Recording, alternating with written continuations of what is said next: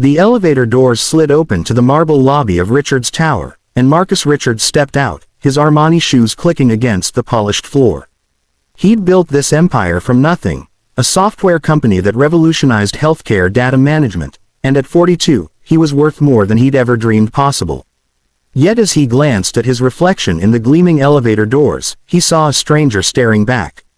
Dark circles shadowed his eyes, and his shoulders carried a weight no amount of money could lift. His phone buzzed. Another meeting request. Another dinner with investors. Another reason to stay away from the sprawling mansion in Riverside that he'd bought 3 years ago but barely lived in. He silenced it and made a decision that surprised even himself. He was going home. Today. Now. Without warning. The flight from New York to his hometown should have felt longer, but Marcus spent most of it staring out the window, his mind churning with memories he'd been avoiding. It had been 6 weeks since he'd last seen Emma and Ethan, his 7-year-old twins. 6 weeks since he'd tucked them into bed or heard their laughter echo through the halls. The business deal in Singapore had stretched longer than expected, then there was the emergency in London, and before he knew it, weeks had turned into a pattern he'd promised himself he'd never fall into. He'd become his father, the man who chose boardrooms over bedrooms, who measured love in trust funds rather than time. The realization hit him like a physical blow somewhere over Pennsylvania, and he'd immediately instructed his pilot to reroute to the local airstrip instead of continuing to the city office. His driver seemed startled when Marcus called for a pickup at 3 in the afternoon on a Tuesday, but knew better than to ask questions. The 40-minute drive to Riverside felt eternal. Marcus watched the landscape shift from industrial parks to tree-lined suburbs, each familiar landmark a reminder of the life he'd been missing. The mansion gates swung open automatically, and as they pulled up the curved driveway, Marcus noticed something odd. The usually pristine front lawn had what looked like a massive chalk drawing covering a section of the grass. Colorful shapes and swirls created some kind of elaborate design he couldn't quite make out from the car. "Just leave the bags," Marcus told his driver. "I'll get them later." He approached the front door quietly, key in hand, but paused before inserting it. From inside, he could hear music, not the classical piano pieces Mrs. Chen, his previous nanny, used to play, but something upbeat and joyful. And voices. His children's voices, bright with excitement. Marcus opened the door as quietly as possible and stepped into the foyer. The sounds were coming from the great room, and what he heard made him freeze in place. "Now remember," a woman's voice said, "we need to measure twice and cut once. That's what real builders do." "But Sophie, what if I mess it up?" That was Emma, his daughter, her voice tinged with the anxiety she developed after her mother died 2 years ago in the car accident. "Then we'll fix it together." The woman, Sophie, apparently the new nanny his assistant had hired last month, responded with such warmth that Marcus felt something crack in his chest. "Mistakes are just opportunities to learn. I mess up all the time." "You do." Ethan's voice now, skeptical. "Are you kidding? Last week I tried to make chocolate chip cookies and forgot the flour." "Do you know what happens when you bake cookies without flour?" "What?" both children asked in unison. "They spread out into one giant cookie puddle that covers the whole pan." It was actually hilarious. "We had to eat it with spoons like pudding." The children's laughter rang out, genuine and unrestrained, and Marcus realized he couldn't remember the last time he'd heard them laugh like that. He moved silently toward the great room and stopped at the doorway, concealing himself behind the frame. The scene before him struck him motionless. The expensive Persian rugs had been rolled back, and the floor was covered with drop cloths. In the center of the room stood a large wooden structure that looked like it was meant to be a theater stage, complete with curtains made from what he recognized as the old bed sheets from the guest room. Paint cans, brushes, hammers, and pieces of wood were scattered around in organized chaos. But that wasn't what shocked him. Emma and Ethan, both wearing oversized paint-splattered T-shirts and safety goggles that were comically large on their small faces, were painting the stage with intense concentration. Emma, who'd barely spoken above a whisper for months after the accident, was chattering away about what colors should go where. Ethan, who'd become sullen and withdrawn, was smiling so widely Marcus could see the gap where he'd lost his front tooth. And Sophie was unlike any nanny he'd imagined his assistant would hire. She couldn't have been more than 28, with paint streaks in her dark curly hair, ripped jeans, and a t-shirt that read, "Art is how we decorate space, music is how we decorate time." She was on her knees beside Ethan, guiding his hand as he painted what looked like a star. "That's beautiful, Ethan," she said. "You have a really steady hand. I bet you could be an artist one day if you wanted to." "Dad says art isn't practical," Ethan replied, and Marcus felt shame burn in his throat. Had he really said that? Sophie sat back on her heels. "Well, I think your dad probably meant that it's hard to make a living as an artist, which is true. But you know what? Lots of successful people use art in their work. Architects design buildings, which is art and math together. Video game designers create entire worlds. Even engineers need to think creatively to solve problems. And besides, doing something you love doesn't always have to be about making money. Sometimes it's just about making yourself happy." "Is that why you became a nanny?" Emma asked. "Because it makes you happy." Sophie smiled, and Marcus saw something profound in that expression, a gentleness mixed with strength. "I became a nanny because I love helping kids discover who they are. Every child is different, with their own special gifts. My job is to help you figure out what makes you amazing." "What if nothing makes us amazing?" Emma's voice had gone small. Sophie immediately set down her paintbrush and turned to face Emma fully, taking the little girl's hands in hers. "Emma, look at me. You are already amazing. Do you know how I know?" Emma shook her head. "Because there is no one else in the entire world exactly like you. Not one. You see things in a way no one else sees them. You feel things deeply and care about others.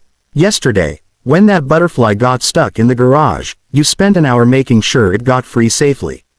Most people would have just walked away. That's amazing." Marcus watched his daughter's eyes fill with tears. "But Mom used to say that. And then she left." "Oh, sweetheart." Sophie pulled Emma into a hug. "Your mom didn't leave because she wanted to.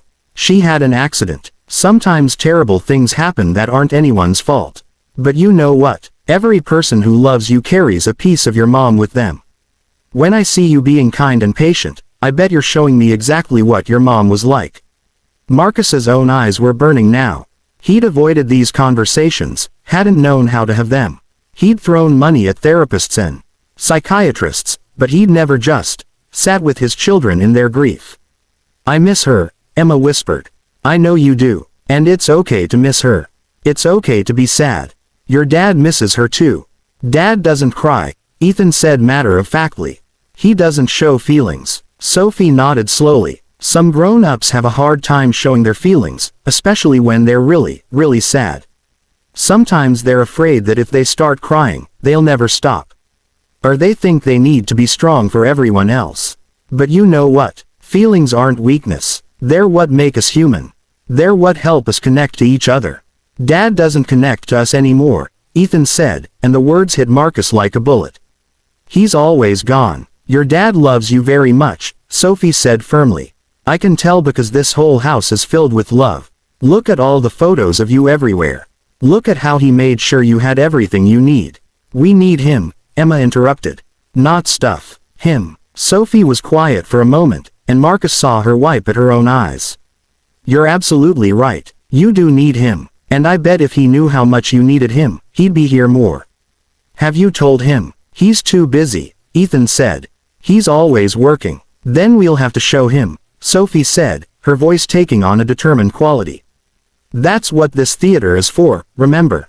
We're going to put on a play and invite your dad, and through the play, you're going to show him how you feel. Art has power, remember. It lets us say things that are hard to say with regular words." Marcus felt his throat close completely. They were building this for him. What if he doesn't come? Emma's voice was so small, so afraid. "Then we perform it for each other and everyone else who loves you. Your aunt, your grandparents, your friends. But I have a feeling your dad will come. And even if his body is in another country, his heart is always with you." "I know it is." "How do you know?" Ethan asked. "Because I had a dad who worked a lot too. And when I was about your age, I thought he didn't care about me. But then one day, I found a box in his office. Want to know what was in it?" Both children nodded. Every single drawing I'd ever given him. Every card, every note, every silly craft project from school. He'd kept them all. And on the back of each one, he'd written the date and a little note about what was happening in my life that day. I realized that even though he wasn't home much, he was paying attention. He saw me. He loved me. He just didn't know how to show it in a way I could understand. Marcus remembered his assistant mentioning that Sophie had specifically requested this position, that she'd turned down offers from families willing to pay more. He'd assumed she needed the job or liked the mansion. Now he understood. She'd chosen his family deliberately, had seen something in their situation that called to her. "Is your dad better now?" Emma asked. "He passed away 3 years ago," Sophie said gently. "But before he died, we got to talk about everything. I told him how I'd felt, and he told me how much he loved me. We had 2 wonderful years together before the end, and I'm grateful for that time. But I wish I'd talked to him sooner. I wish I hadn't waited." The room fell quiet except for the soft background music. Marcus knew he needed to reveal himself, but he was paralyzed. He'd expected to come home and find his children being cared for adequately at best, fed, safe, going through the motions. Instead, he'd found them thriving in ways he'd thought impossible. They were healing, growing, becoming whole again, and he'd been absent for all of it. "Okay," Sophie said, breaking the silence and clapping her hands once. "Enough heavy stuff for now. We have a stage to finish. Emma, you're in charge of the stars. Ethan, you're the lead painter. I'll work on the curtain mechanism. We've got 3 weeks until your dad's birthday, and this needs to be perfect." His birthday. They were building this for his birthday. Marcus couldn't hold back anymore.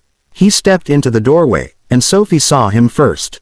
Her eyes went wide, and he watched a flash of fear cross her face. Fear that she'd be in trouble, that she'd overstepped, that the expensive great room floor was covered in paint. But then Emma turned and saw him. "Daddy." Everything stopped. The music seemed to fade. Ethan's paintbrush froze mid-stroke. Marcus found himself moving forward without deciding to, dropping to his knees as both children ran to him. He caught them in his arms and held them tighter than he'd ever held anything in his life. And then, for the first time since his wife's funeral, Marcus Richards broke down and sobbed. "I'm sorry," he choked out. "I'm so sorry. I've been a terrible father. I left you alone when you needed me most. I thought I was protecting you by providing everything you needed, but you were right. You needed me. You needed your dad, and I wasn't here." Emma and Ethan were crying too, all 3 of them clinging to each other in the middle of the paint-covered room. "We thought you didn't want to be with us," Emma whispered. "We thought we reminded you too much of Mom and made you sad." Marcus pulled back just enough to look at both their faces. "No, never. You 2 are the best parts of your mother. Every time I look at you, I see her smile, her kindness, her creativity. And yes, that hurt. It hurt so much I didn't know what to do with it. So I ran away. I hid in work because I didn't know how to be your father without being her husband. But that was wrong. I was wrong." He glanced up at Sophie, who was standing awkwardly to the side, clearly trying to decide if she should leave. "Thank you," he said, his voice rough. "Thank you for seeing what they needed. For giving them what I couldn't." Sophie shook her head. "Mr. Richards, I didn't give them anything they didn't already have. I just reminded them to use it. They're incredible kids. They just needed someone to believe in them. They needed their father," Marcus said. "And from now on, they'll have him. I'm done running. Done hiding." He looked at his children. "I can't promise I'll be perfect. I'm going to make mistakes. But I promise I'll be here. Really here. Present. Involved. Can you forgive me? You don't have to be perfect, Daddy," Emma said, using the same wisdom Sophie had shared with her. "You just have to try." Marcus laughed through his tears. "When did you get so smart?" "Sophie's been teaching us," Ethan said. "She teaches us lots of stuff. She says life lessons are more important than homework." Marcus looked at the theater stage, at the paint cans and tools, at the transformation of his pristine showpiece of a house into an actual home. "Tell me about this play," he said. For the next hour, Emma and Ethan excitedly explained their project. It was a story they'd written themselves with Sophie's help, about a king who was so busy ruling his kingdom that he forgot about the 2 young princes who needed him. The princes went on an adventure to find what was missing from their castle and discovered that the most important treasure was time together. "It was going to be a surprise for your birthday," Emma said, but now you know. Then I'll act surprised, Marcus promised. And I'll be the proudest audience member you've ever had. But more than that, I want to help build it. Can I? The joy on their faces was answer enough. Sophie quietly started to clean up. I should give you all some time together. I'll just stay, Marcus said. Please, you're part of this family now, whether you plan to be or not. Besides, I suspect I have a lot to learn from you about actually being present for my kids. Over the following weeks, the mansion transformed. Marcus canceled meetings, delegated responsibilities, and restructured his entire company to allow him to work from home 4 days a week. He learned to paint and hammer alongside his children. He listened to Sophie's insights about childhood development and emotional intelligence. He started having dinner with Emma and Ethan every single night, a non-negotiable commitment. The theater was completed 3 days before his birthday, and the play was performed not just for him but for all their friends and family. Marcus cried openly during the performance, no longer ashamed of his emotions. When the young princes in the play were finally reunited with their father, who'd learned that the greatest kingdom was the one built in his children's hearts, everyone in the audience was in tears. After the performance, as Marcus stood in his paint-splattered great room surrounded by the people he loved, he realized something profound. He'd spent years accumulating wealth, building an empire, trying to fill the void left by his wife's death with achievement and success. He'd thought money and accomplishments could substitute for presence and love. But standing there, watching Emma show her artwork to her grandparents, seeing Ethan animatedly explain the stage mechanics to his cousins, Marcus understood what true wealth meant. It wasn't in his bank account or his company's valuation. It was in these moments. These connections. This love. Sophie approached him, holding 2 cups of punch. They did amazing, didn't they? They did, Marcus agreed. But they had an amazing teacher. They had an amazing father who was just lost for a while, Sophie corrected gently. Finding your way back is what matters. Marcus smiled. I owe you more than I can ever repay. You don't owe me anything. But if you're offering, keep showing up. Keep being present. That's all any of us can do. Show up for the people we love, even when it's hard. Especially when it's hard. Later that night, after all the guests had left and Emma and Ethan were finally asleep, Marcus stood in the doorway of their rooms like he used to before his wife died. He watched them breathe, peaceful and content, and made them a silent promise. He'd built an empire once by sacrificing everything personal for professional success. Now he was going to build something far more important, a family that actually knew and loved each other, not just in theory but in practice. A home filled with laughter and creativity and yes, even paint stains on expensive floors. Because he'd learned something that no business school had ever taught him. The most successful life isn't measured in dollars or deals. It's measured in moments like these, in connection, presence, and love freely given and received. Marcus Richards had shocked himself by what he found when he came home unexpectedly. Not scandal or negligence, but rather the mirror of what he should have been all along. And in that reflection, he'd found his way back not just to his children, but to himself. The nanny he'd expected to simply care for his children had done something far more valuable. She'd reminded him what it meant to be human, to be present, to truly live instead of merely exist. And in doing so, she'd given him back the most precious gift of all, his family and his future, painted in bright colors and built on a foundation of hope.